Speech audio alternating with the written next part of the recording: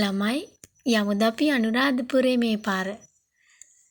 ඉස්සෙල්ලා මේ තමයි අපි දෙන්නගේ බෑග් එක. අපි දෙන්නත් එක්ක ඉතින් උදේ පාන්දරම යන්න ලෑස්ති වෙන්නේ අනුරාධපුරේ බයිසිකලේ හැබැයි. බලන්නකෝ මේ අපි දෙන්නත් එක්ක යන්න පටන් ගත්තේ උදේ පාන්දර 3ට විතර. ගෙදරින් පිටත් උනේ 3ට. මේ බලංගොඩ රත්නපුර මේ පාර තමයි. පාන්දරමනේ ඉතින් ඒ හින්දා මේ මුකුත් පේන්නේ නෑ ඉතින් ඕගොල්ලන්ට. බස් තමයි තියෙන්නේ අපි දෙන්නත් එක්ක බයිසිකලේ ගියේ කිලෝමීටර් 280ක් විතර. අපිට මෙහි ඉඳලා තියෙනවා කිලෝමීටර් 280ක් 83ක් විතර තියෙනවා අනුරාධපුරයට. අපි යන්නේ රුවන්වැලි මහා සෑය වන්දනා කරන්න. අපි හුඟක් කල් ඉඳලා බලාපොරොත්තු වෙමින් හිටිය ගමනක්.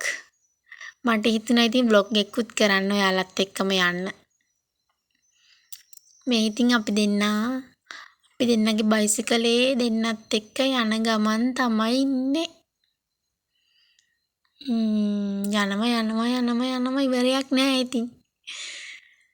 වාඩි වෙලා යන එක තමයි අමාරු. නැත්තම් බස් එකේ යනවට වැඩිය බයිසිකලේ යන එක හොඳයි.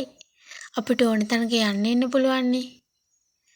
මේ ඉතින් මම ඔය බලන්න කරුවලේ මාව ඔයගලන්ට පේන්නේ නෑ ඉතින් හොඳේ ඔය. මාව පේන්නේ නෑ අනේ. කරුවලයිනේ හොඳටම.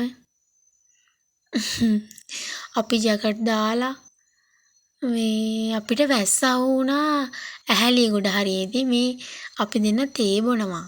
ඔන්න දැන් ආයෙත් යනවා. මේ නම් පාන්දර 5ට විතර යන්තම් එළිය වැටීගෙන ආවේ. අපිට ඇහැලියගොඩදී විතර මේ වැස්ස අහු වුණා. ඒ හින්දා අපි චුට්ටක් නැවතුණා.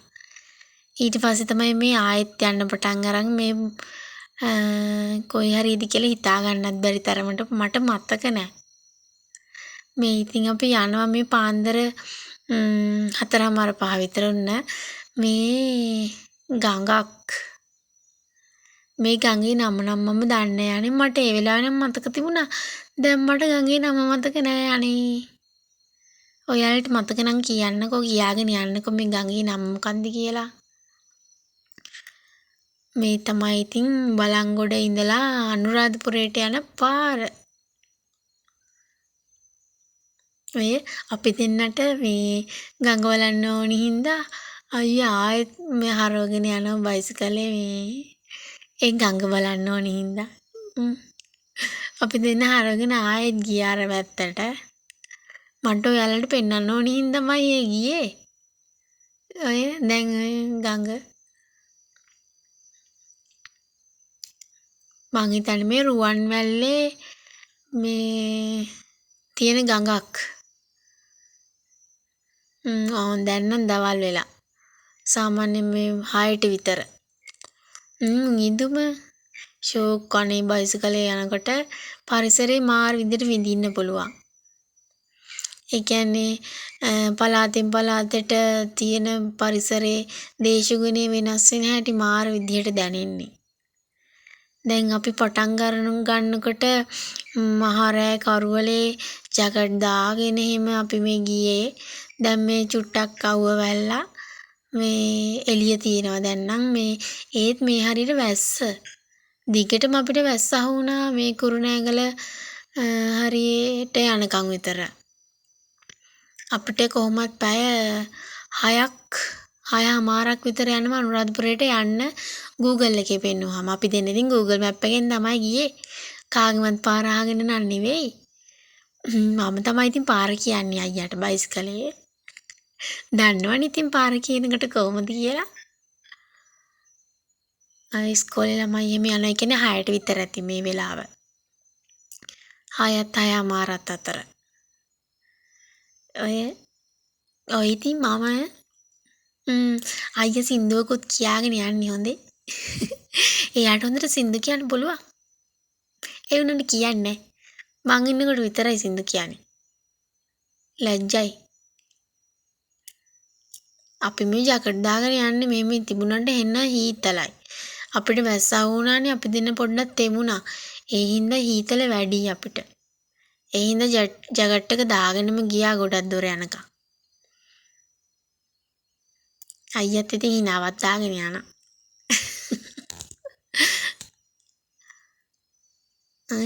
සින්දු කියනවා යා. මටත් කැමැලි නෑ අයත් එක්ක යනකොට නම් ඉතින්.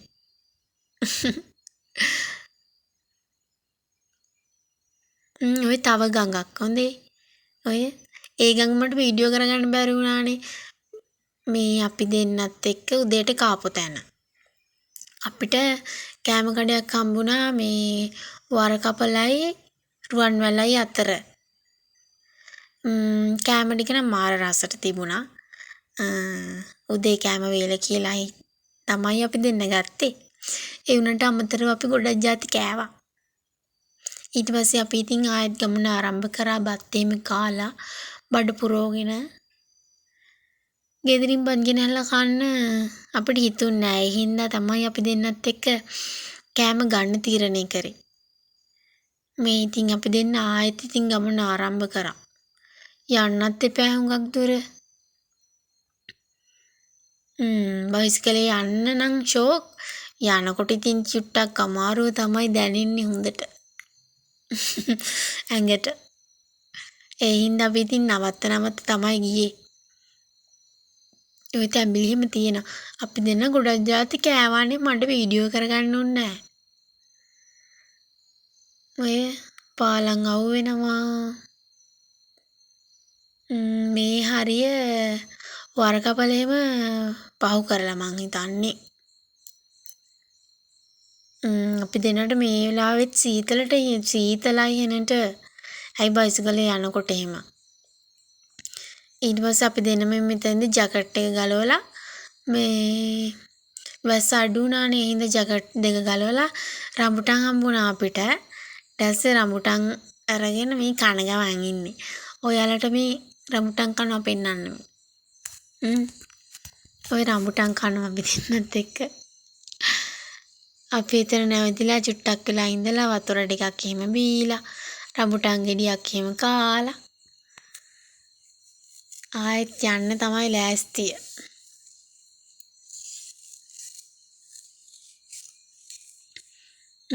මේ තියෙන්නේ මේ ගඟ අපි මේ නම් මේ අනුරාධපුරේ කිට්ටු කරලමයි. අනුරාධපුරේ කිට්ටු කළම තමයි අපිට වැස්ස අඩු වුණේ. මෙත්තකම්ම වැස්ස තිබුණා දිගටම. මේ හරියනම් දන්න අය ගොඩක් ඇති මේ පන්සලක්. ඔය අපි දෙන්න දැන් ඇවිල්ලා තින්නේ අනුරාධපුරේටම. ඔය තියන්නේ අපිට රුවන්වැලි සෑය පේනවා කියලා හිතාගෙන අපි දෙන්නත් එක්ක ගියා. මමත් හිතුවේ රුවන්වැලි සෑය කියලා තමයි මුලින්. ඒ වුණාට මේ ළඟට ගියාට පස්සේ තමයි දන්නේ මේ මම රුවන්වැලි සෑය නෙවෙයි මේ සඳහිරු සෑය කියලා. මඩ ලොකුම වුණාම තිබුණේ රුවන්වැලි සෑයට යන්න. ඒ වුණාට අපි දෙන්නත් එක්ක ගොඩක් තැන්වල ඇවිද්දා. මේ සඳහිරු සෑය අපි මේ තාම හිතාගෙන ඉන්නේ රුවන්වැලි සෑය කියලා තමයි. ඒ වුණාට ළඟට ගියාම තමයි දන්නේ මේ සඳහිරු සෑය කියලා. කලින් ගිහින් තියෙනවා. ඒ වුණාට මතක නෑ. හුඟ දවසකින් ගියේ නැති හින්දා. මම ඔයාලට පෙන්නන්නකෝ රුවන්වැලි සෑය. මේ අපි දෙන්න සඳහිරු සෑය ගාවට ගිහිල්ලා එතන මේ බොජුන් හලෙන් යෝගට් දෙකක් කෑවා. හරි මහන්සි හින්දා. දැන් නම් අපි රුවන්වැලි සෑයට යන ගමන් ඉන්නේ. මල් ගත්ත අපි. මේ මල් අරගෙන මම ගත්තේ සුදු පාට මල්. අයියා ගාව දෙකක් තියෙනවා මල් වර්ග. දෙන්නත් එක්ක මේ රුවන්වැලි සෑය ගාවට ගිහපුවාම දැනෙන ඒ හිතට දැනෙන දේ ඒක කියා ගන්න බැරි තරම් අනේ.